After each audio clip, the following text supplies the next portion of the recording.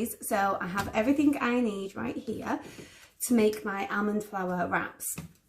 These almond flour wraps are amazing. They are keto, they are paleo, they are amazing if you're on a really clean eating living plan. They're gluten free, they're soy free, they're dairy free, they're completely vegan. They're not nut free because it's almond flour, but they're amazing for everything else. I use them for pretty much everything. I've used them in as fajitas. I have used them with a cooked breakfast. I've used them as a sweet breakfast with peanut butter and strawberries on it. We use them quite often when we're going on hikes.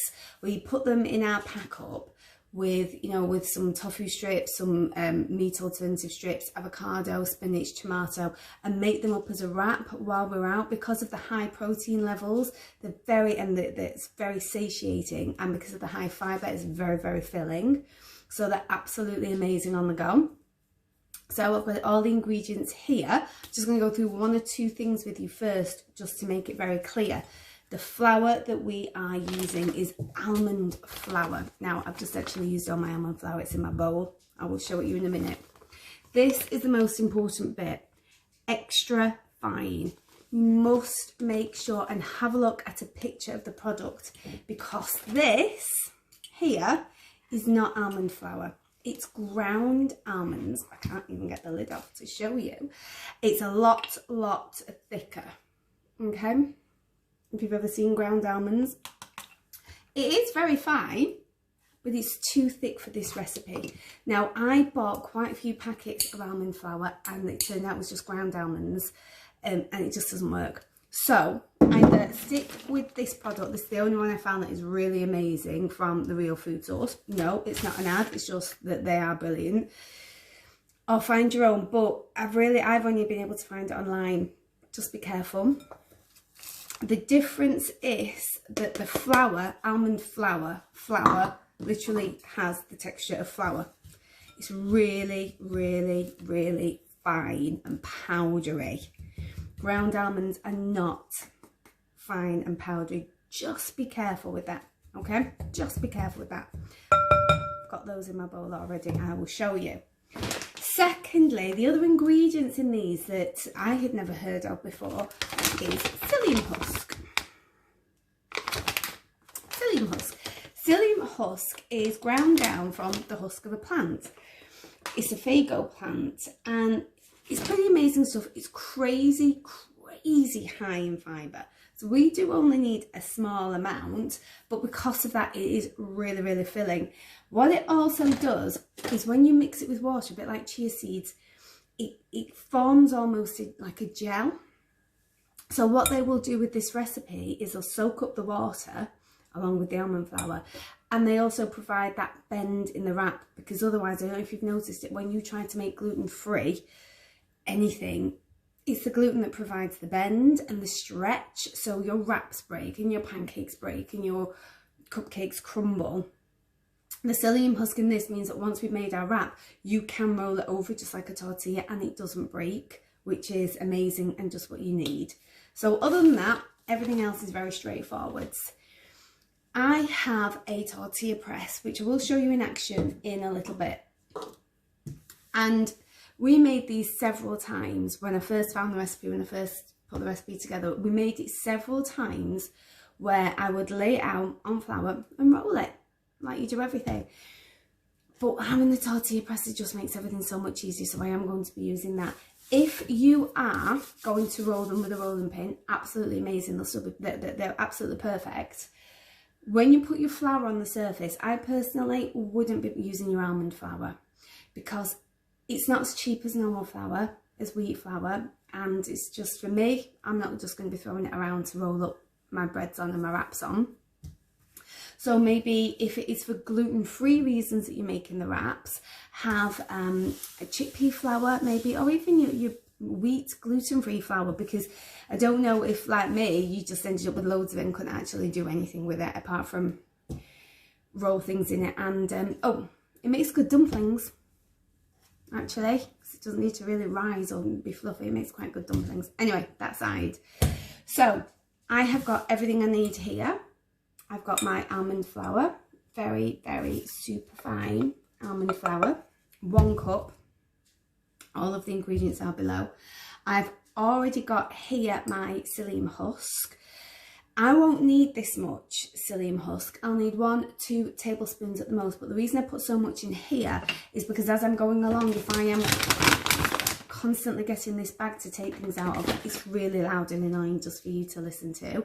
So I've just already got that measured out. Baking powder, not soda, baking powder. I've got pink, very extra fine pink Himalayan salt. 1 cup of warm water. And a few different oils, 2 different spray oils and some olive oil, and that's everything that we need. With regard to the baking powder, okay, I've made these before with baking soda because I made that mistake and they were a little bit more dense. The difference is this: baking soda is made up of bicarbonate of soda only, and bicarbonate of soda needs to react with an acid in order to effervesce, to fizz and get a rise. So I use baking soda when we make pancakes. We put some apple cider vinegar in the milk, there's the acid, and you get that rise because there are no eggs. Baking powder already has the acid in it as an ingredient to help it rise, because there really isn't anything here other than the mild acidic value of the water, and that is not enough to cause a reaction with the baking soda. So baking powder is what you need. So I'm going to pause you and take you over to the tortilla wrap and just show you a little thing about that. Just a minute. The tortilla press. Oh. So sorry about that, my hand moving around. What I have got, firstly, I've got the tortilla press on a mat. It is cast iron and I'm going to be moving it around. I'm going to scratch my work surface. So if you do have one, you need to make sure you have got a tea towel or a mat underneath it. Inside my press, I have this. Now this is an IKEA sandwich bag, the ones that usually have the resealable top here. And this is perfect. I've cut the resealable top off. I've cut it down the sides. It will go inside the press like this. My dough will go in the middle and I will flatten it like that, nice and easy. So that is why I have that there. I will put a spray of Fry Light oil on it to stop the dough from sticking to it. And also this bag is washable, so I can keep using this same plastic bag for quite a while. So flour is in here. Next in here, I'm going to put just 1 tablespoon of the psyllium husk. Normally it does take 2 tablespoons, but it has quite often taken less and sometimes more. After I've added the water, I can keep adding this in small amounts to get the right texture. What we don't want to do is get a really hard, firm ball of dough. So I'm not going to put too much in now. That's very, very easy to sort out as we go along. We have our baking powder, that's in. We have our salt, 1 teaspoon of salt, that's in there now. And lastly, we have 1 tablespoon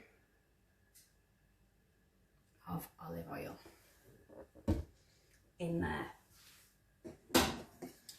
You can, obviously, if you want to, at this point, add it to, well, not at this point, in a minute when I put the water in, I'm just giving that a good mix around. Add it to a mixer to mix. I prefer to do it by hand so I can really get a feel for the texture. So I've got all of that in there. Lastly, we've got the water. I'm going to add 1/2 cup and then I'm going to add the rest. Please don't put it all in.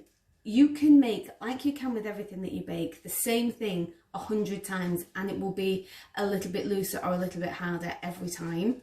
So I'm going to pop 1/2 cup in of warm water and mix that up.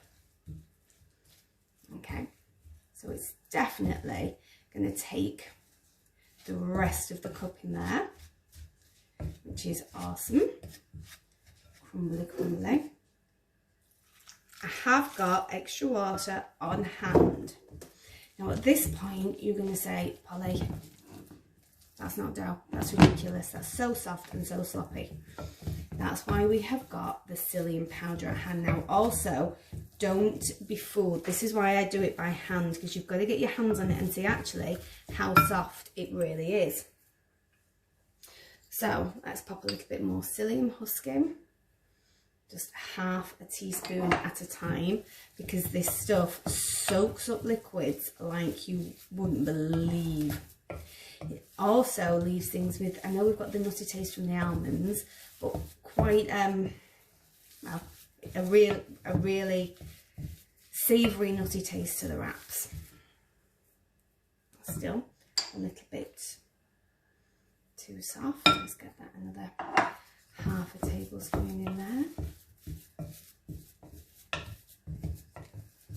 Really starting to come together now.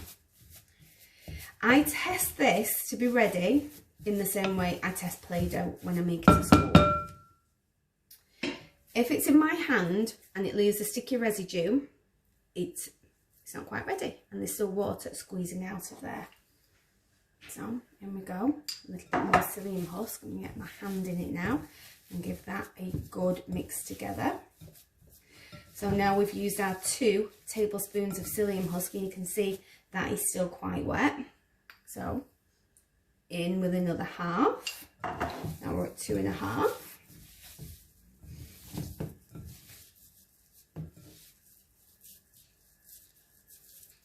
But again, this is why I personally prefer to do it by hand. So you can really get your hands on that dough and really feel what it needs. Okay, soak all that up. Tiny bit more, and that should be our last amount.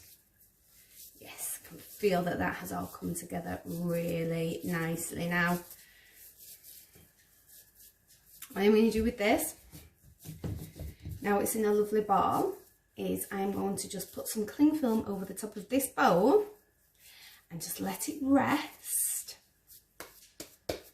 And there it is. Just let it rest. It smells lovely, but then I do like almonds, for 10 minutes. So let's press pause and come back. Okay, so I've rested the dough, and I've cut the dough now into 4 quarters. I've rolled these into balls ready. I just wanted to show you the texture of the inside of this one. So you can see it's really nice, soft, squishy dough. It's lovely. So now I am going to flatten it. Enter the tortilla press and the plastic wrap. A squirt of the coconut oil spray, the ball. In it goes a little bit set back. What I don't do is fully press it down on the first go. So it's just down mostly and then up, because what I want to be able to do is just turn it around like that.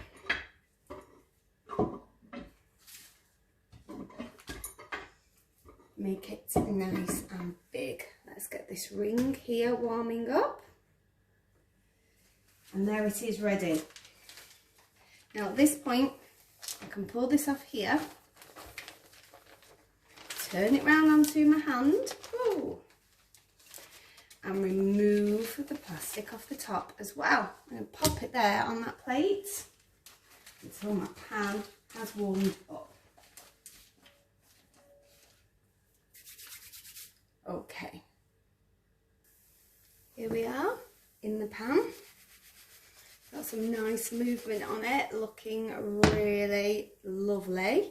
Let's get this turned over and get the rest of these flattened. Okay, first one is turned over. It's still very, very pale. The colour will come into it. It's just like with pancakes. The first one is always a little bit paler. Obviously the pan is hot. Is hot enough. I am cooking my actual flatbreads here in coconut oil, only a small amount. With coconut oil, as opposed to olive oils or other oils, it's absorbed very, very easily into food. So if you use too much, it does make the food very greasy, but what it doesn't do is tend to sit on the outside, so you can't feel the grease on food. So I've put probably in here about half a teaspoon, that's all, of olive oil. Got my other wrap here waiting to be squashed, flattened. Be a little bit more technical. Let's turn that around.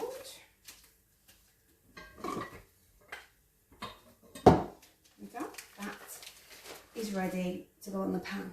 Do not flatten your wraps too much. This is the only thing to be wary of with your tortilla press. That's why I only do it sort of until it's touching and then turn it around until it's touching. Because if you, let's get this turned over now. Lovely. If you flatten them too much, too thin, they're just going to crack. They're just going to crack and that's it. They're not really going to be much use for anything.